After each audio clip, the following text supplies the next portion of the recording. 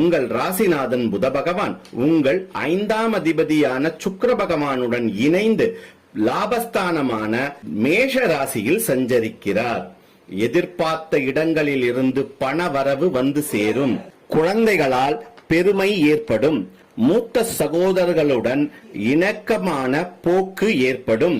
மாணவர்கள் போட்டித் தேர்வுகளில் அதிக மதிப்பெண்கள் பெறுவீர்கள். வேலை செய்யும் இடத்தில் உங்களுக்கு வரவேண்டிய அரியர்ஸ் பணம் வந்து சேரும்.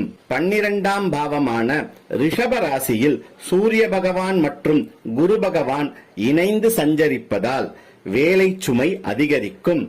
வாழ்க்கை துணைக்காக செலவுகள் அதிகரிக்கும்.